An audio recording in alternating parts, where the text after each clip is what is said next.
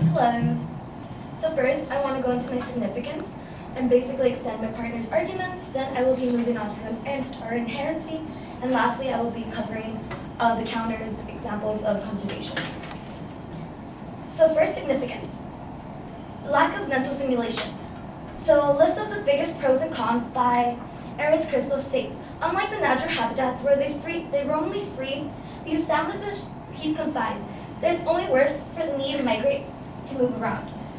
This is only made worse for the animals that need to migrate and move around. For example, elephants. Elephants are used to traveling 200 miles a day. So they've traveled this as migration with their packs. This is something that's already in their genes distinctly.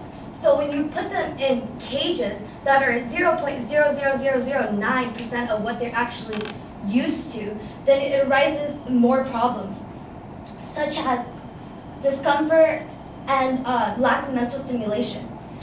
In order for the zoos to combat this lack of stimulation so that people can be entertained by these animals and still want the animals to come out and greet them and stuff, they use drugs. So Slate states, drugs are another common treatment for stereotypical behavior, but good luck getting some hard numbers on this practice. The AZA, which is the association we're talking about, declined to interview for this article, and many zookeepers signed non-disclosure arguments. The industry keeps it hush-hush, likely the findings of gorillas, badgers, giraffes, and wallabies on the other side of the glass taking Valium, Prozac, antipsychotics to deal with their lives as display animals is not really for the people's ears. However, the animal pharmaceutical industry is booming. In 2010, it had 6 billion cells in the United States. As my partner stated, people and animals are exposed to life-harming aspects and situations. 10 Facts About Zoos states, a government-funded study of elephants in the UK zoos found that the welfare concern of every elephant in the UK, 75% were overweight, 16% could walk normally, 16% guys. The remainder of various degrees of lameness, less than 20% were totally foot problem-free.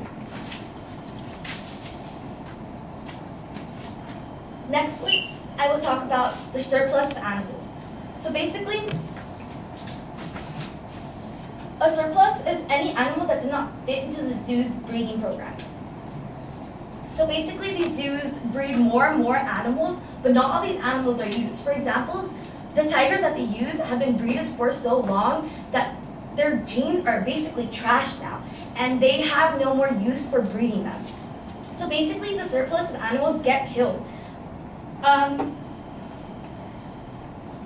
According to One Green Planet, it is a long-standing nod and wink arrangement meant but to provide the zoo's deniability. They hand over the unwanted animals in hopes to the dealers that aren't traced back to the source. It's a sorry game of don't ask and don't tell. It's conducted in a way that's designed to bury the truth. It's publicly funded institutions and have nothing to hide. Out of this, a black market has emerged.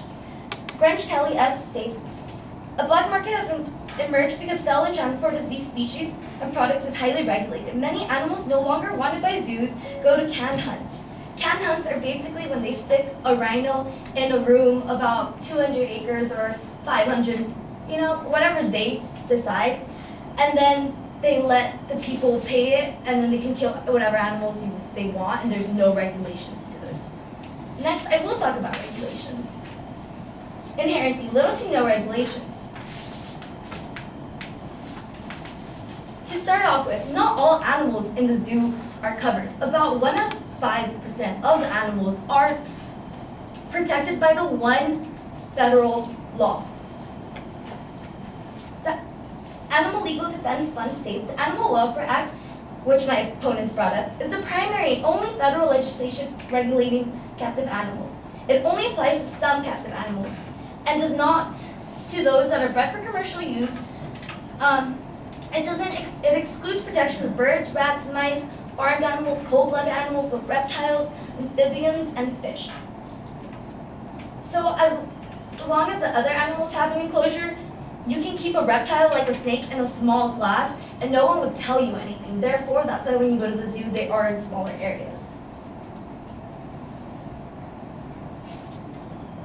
there's also limitations to animals being protected. Under this law, the protection is very minimal.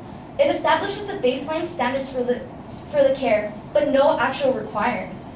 The requirements are so low, there isn't even a need for mental stimulation for the animals, as we were stating before. And the program that goes to make sure that these regulations are in place is severely understaffed and conducts inspections infrequently. Therefore, these laws are not safe for the animals. There is no actual protection for these animals.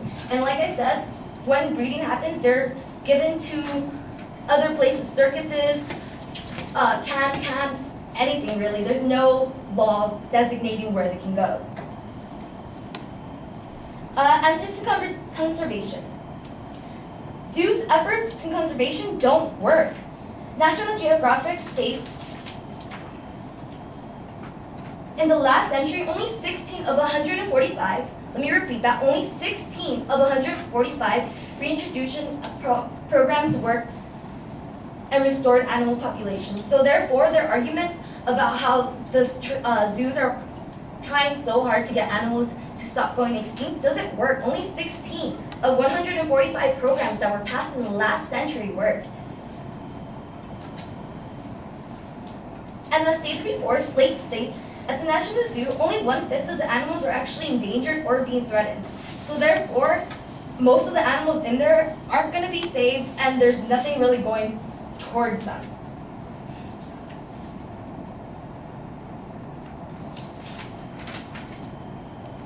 Lastly, I kind of want to address breeding for conservation, as they were saying that they do for research.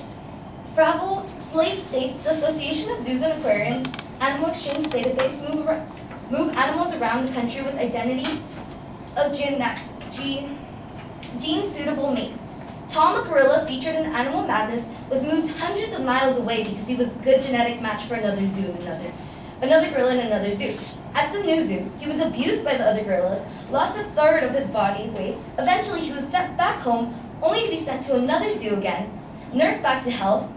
And then when the zookeepers came to visit him at his new zoo, he ran towards them, sobbing and crying, followed by the visitors complaining the zookeepers were hogging the gorilla.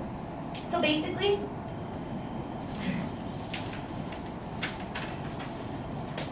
you're out of time.